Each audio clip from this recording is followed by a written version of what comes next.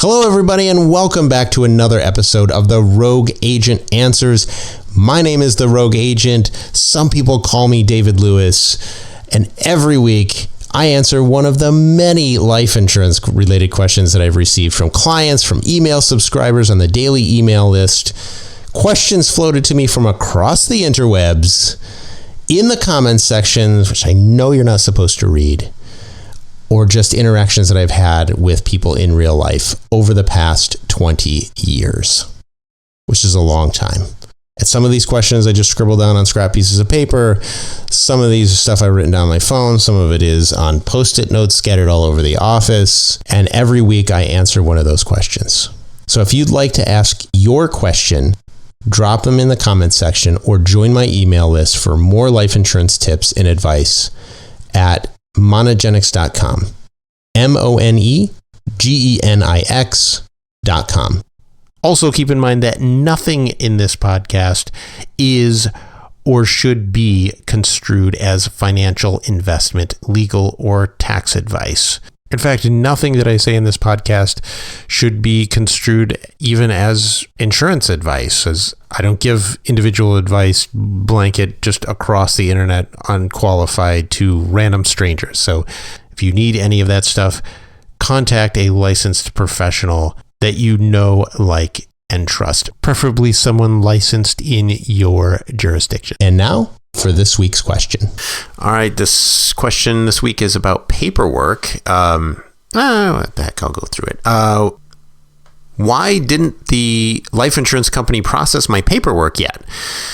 All right, so life insurance companies are, I don't know, they're kind of finicky about paperwork, and there's many reasons for this.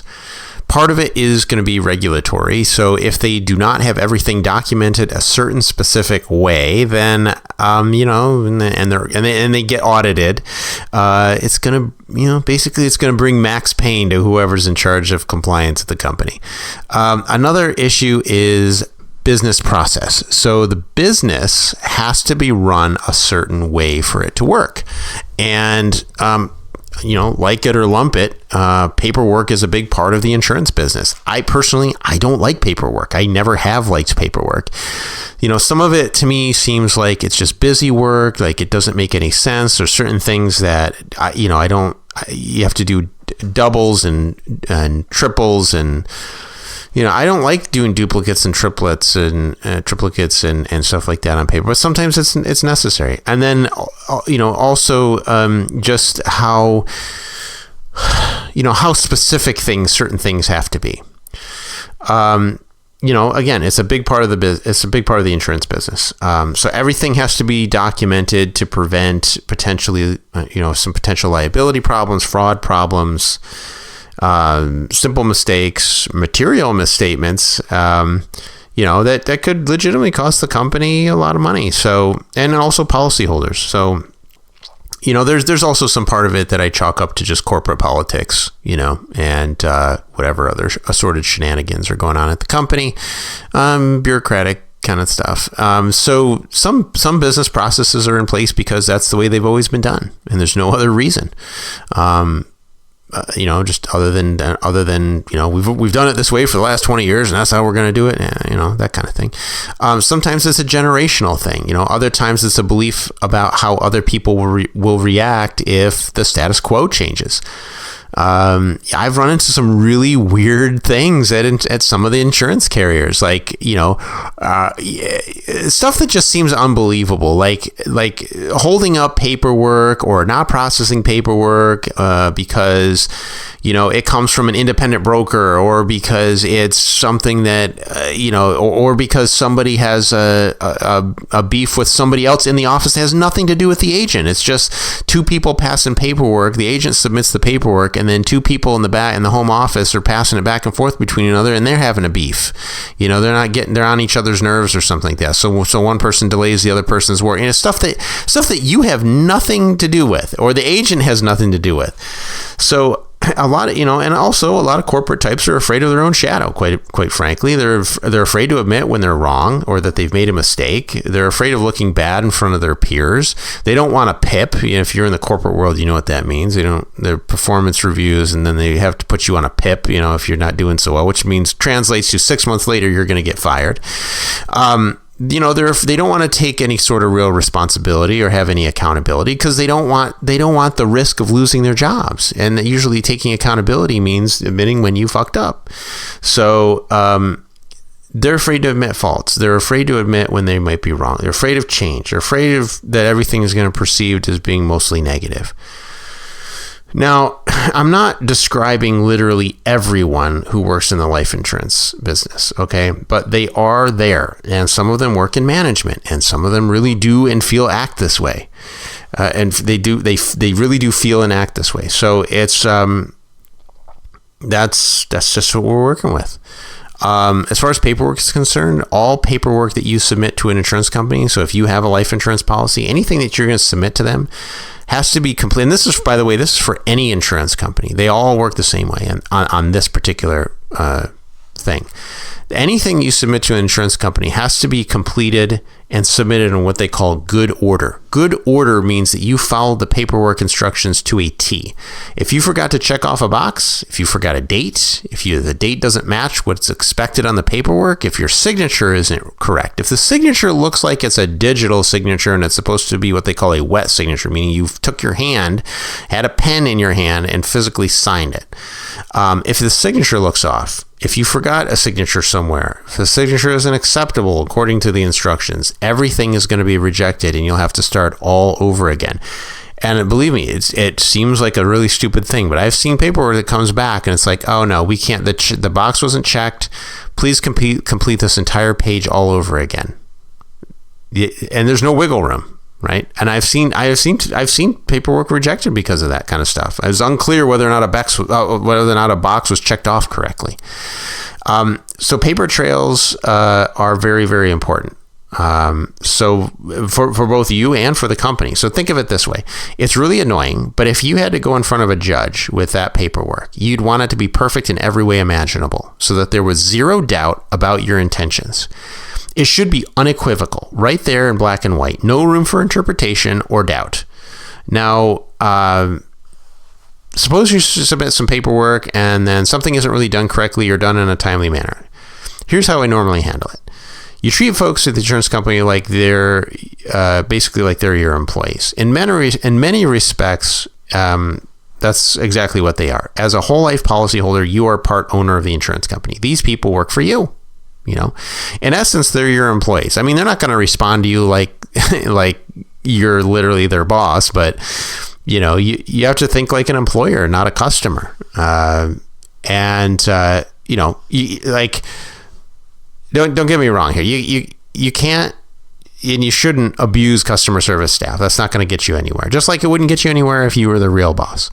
At the same time, you don't want to be afraid to be firm with these people and, and tell them like, this is what I need and this is what I got to do. And it's got to be done on this date and blah, blah, blah. So, you're going to have to follow up with the company reps after you've submitted paperwork to verify it was processed correctly. Not everybody is on top of things, I would say. You could also, if you're a policyholder of mine, I would help you with that kind of thing. Stay on top of it till it's done. But if you're kind of going alone, if I'm not your agent, don't let the paperwork languish at the home office for a week before checking in. Make sure that it was received and processed and kind of stay on top of things. So sometimes the paperwork is just sitting there because someone forgot. And that's not necessarily, I wouldn't say that's not a good excuse, but sometimes it is what it is. Sometimes it's just not received in good order. It got shuffled to the bottom of the stack. Sometimes somebody went on vacation and all the work got dumped on someone else. And this other person doesn't know what should take priority and what shouldn't take priority, and they're moving at a snail's pace, feels like nothing's getting done. They're not as familiar with the kind of paperwork they've been assigned for that week or whatever. Basically submit your paperwork, or if you're my policyholder, you have me submit it for you. You could also have me do it for you. Check it a couple days later to make sure that it was processed. If you discover the paperwork hasn't been processed during your follow-up call or email, then get some kind of a confirmation of a date when it will be completed. And if customer service is being a little dodgy and they're unable to give you a processing date or at least a range, they should be able to say like within, 3 days or 4 days or whatever, whatever it is. Keep pressing them for an answer. If their answer is like, well, I don't know when it's going to be done, talk to somebody else. They should be able to give you a range of when it probably will be done, or the conditions under which it's going to be done. So they say, well, it's, so-and-so is out for a week. Normally it takes 3 to 4 days, but so-and-so is on vacation, and we're going to try to get this done for you within the next week. I mean, that's a reasonable answer. But they're just like, well, we're not really sure when it can be processed. No, you got to be able to tell me a date. It's going to be done on this date, or it's going to be done within, between the 17th and the 20th or whatever. There's always a time frame when these things have to be processed. So, for example, policy loan paperwork, that's normally processed within a day or two, and most loans are processed and dispersed within 3 to 5 business days. And some companies, it's, let's say 5 to 7 business days, but there's always a date range, like a day range. If your paperwork hasn't been processed in 1 or 2 days, press them to process it for you. If there are delays or something's not received in good order, you want to know that sooner rather than later. Like some of the customer service people, they'll just let the paperwork sit, and then you process it like, oh yeah, that wasn't received in good order, so we rejected it. Well, why didn't you let me know? So you have to kind of figure that when you submit it, some of the people, not all of the people. And by the way, I don't want you to make you think that everybody's like this, but some of the people at the carriers that work at the carriers, some of these people, this paperwork is passing through their hands. Some of these people are entry-level people. They're making minimum wage. They've only been there for 6 months, maybe a year, maybe not even that long. And they're not experienced, or they just don't care, or it's a temporary job for them. This is not like their career path or whatnot. So some people are not taking the job as seriously as maybe they should or could. So you just have to keep that in mind, right? Some of the people who work in there, like especially once you get to like the back office people who are like beyond the customer service department, in the accounting department and processing stuff, like some of those people have been legitimately have been there for like 20 years. And the people who've been there longer, they tend to take it more seriously. You don't tend to have a lot of problems with those people. A lot of the problems that you're going to have are going to be with the entry level folks. I hate to say that, but that's just been my experience. That once you get past that and you get to the people who've been there for a while, like a lot of people who've been there for a while, usually you don't have a lot of problems with those people. If it's a policy loan request, it should be handled like fairly quickly. If you need some kind of special handling or something, then you can mark it down on the loan request. And then some companies will actually allow you to do like overnight funds. So that's, I would ask if that's an option, if you need money very, very quickly. Change of beneficiaries takes a little longer. Usually that paperwork is going to take several weeks, could take 3 to 4 weeks. The insurance company is going to want to verify some things before they make those changes. If it's not done within that time frame, just again, press the insurance company for answers. Stay on top of your employees. If you're changing beneficiaries to include a charity, keep in mind that the life insurance company is going to do some checking to find out if this charity is a charity that you normally contribute money to. They're not going to deny your request, but it might delay processing depending on how you're changing the beneficiary designation. If it seems kind of fishy, they're probably going to contact you and say, hey, did you mean to do this? Because this charity looks a little wonky. But they're not going to they'll process the paperwork. At the end of the day, they're going to process however you want it done, right? But if it looks a little off, don't be surprised if you're contacted by someone and say, hey, we noticed this seems like a little bit off. Are you sure you wanted to do this? That's them, as annoying as that may sound. That's them trying to look out for you. Okay.